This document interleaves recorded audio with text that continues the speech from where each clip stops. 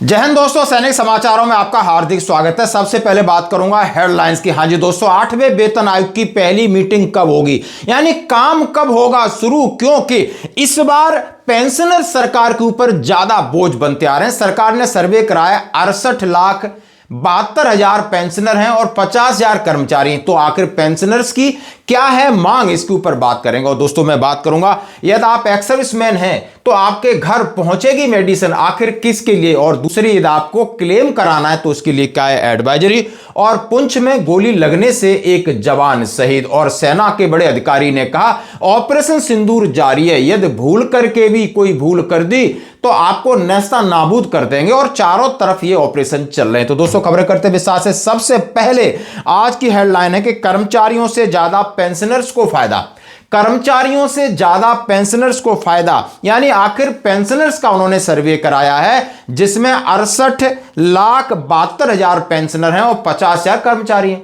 तो आप बात करते हैं कि पहली मीटिंग कब होगी और किसके साथ होगी। पहली मीटिंग होगी यानी आपके पास जेसीएम स्टाफ साइड यानी एनसी जेसीएम, और जिसकी मीटिंग कौन करते हैं, शिवगोपाल मिश्रा जी। उन्होंने कहा है कि पीओपीटी कब डिसाइड करती पहली मीटिंग।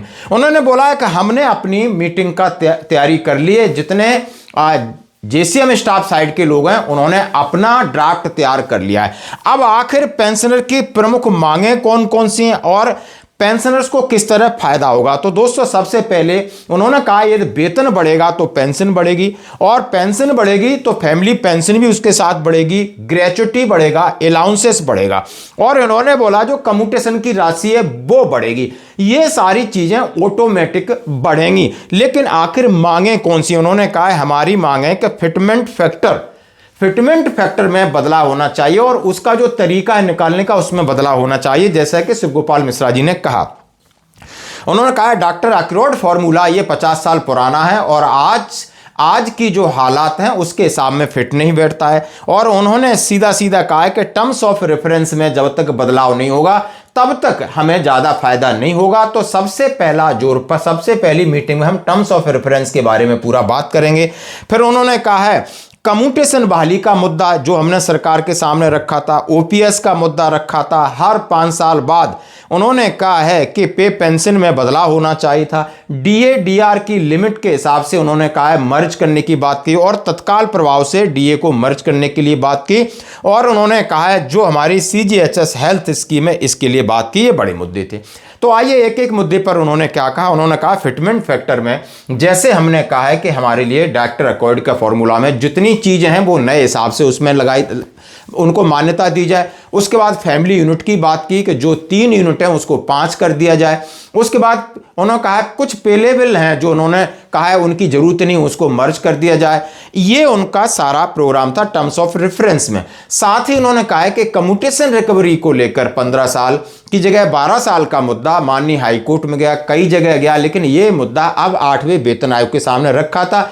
डीओपीटी ने उसको स्वीकार कर लिया था कि हम इसको सरकार के सामने रखेंगे। अब वो मुद्दा टर्म्स ऑफ रेफरेंस में शामिल है या नहीं है तो हम उसको कराएंगे, इस तरीके का उन्होंने बात की। उन्होंने ओपीएस की बात कही है कि एनपीएस और यूपीएस और ओपीएस के हिसाब से यूपीएस में बदलाव किया जाए ताकि कर्मचारियों को ज्यादा फायदा हो। और कहा है कि हर 5 साल के बाद आपका पे पेंशन रिव्यू होना चाहिए उन्होंने कहा है, और डीएडीआर 50% के बाद ऑटोमेटिक मर्ज का प्रावधान हो जाना चाहिए ताकि अगले बार हमें दोबारा इस तरीके से आपके सामने बातें न रखनी चाहिए, ऑटोमेटिक हो। और अभी तत्काल प्रभाव से 50% डीए को बेसिक पे पेंशन में विलय कर देना चाहिए। और उन्होंने कहा सीजीएचएस की सबसे पहले कहा हम इंतजार कर रहे हैं गजट नोटिफिकेशन को, क्योंकि सरकार जैसे ही निकालेगी तब आधिकारिक रूप से ये तीनों लोग जाकर के हमारे साथ मीटिंग होगी, डीओपीटी मीटिंग कंडक्ट कराएगा, और हमने अपनी पूरी तैयारी कर ली है।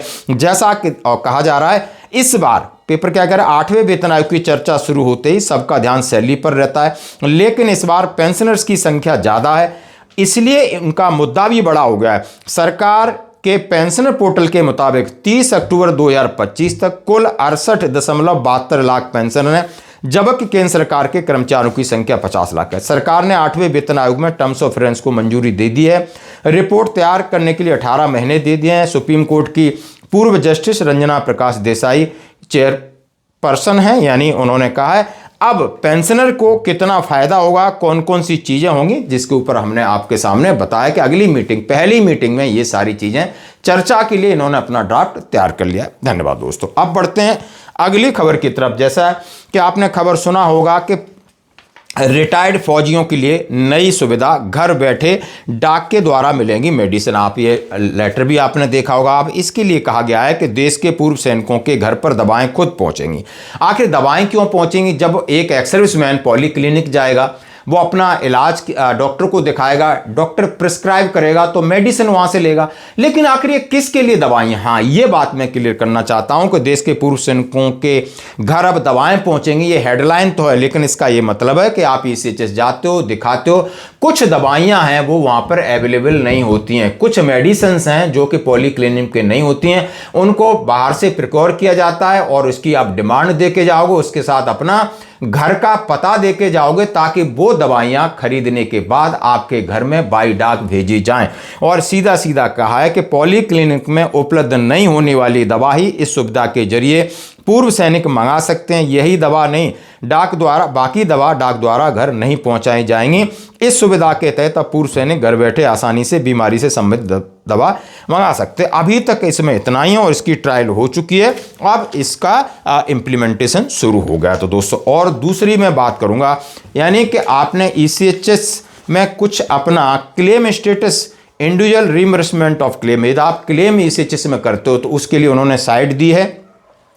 It is for your information, ECHS beneficiaries are frequently connecting this office know about their reimbursement claim status। Claim status के बारे में जानकारी जानने के लिए उन्होंने www.echsbpa उन्होंने कहा etutilage.com एक उन्होंने दिया है, और इस पर अपना ECHS का कार्ड नंबर डालोगे तो आपका स्टेटस पता चल जाएगा कि आपका जो क्लेम वाला क्या प्रोग्रेस है। ये एक पत्र जारी किया है। साथ ही मैं बात करूंगा पुंछ में दुर्घटना बस गोली लगने से भारतीय सेना का बलिदान। हाँ जी दोस्तों, पुंछ जिले के जलाश क्षेत्र में दुर्घटना बस गोली चलने से भारतीय सेना के जवान अमरजीत सिंह का बलिदान हो गया है। नियंत्रण रेखा के पास ड्यूटी दे रहे थे और एक मतलब गोली किस प्रकार चली है अभी वो जांच का विषय है। अब मैं बात करूंगा, बड़ी बात आप देख सकते हो कि उन्होंने कहा any act of terrorism will be considered as an act of war.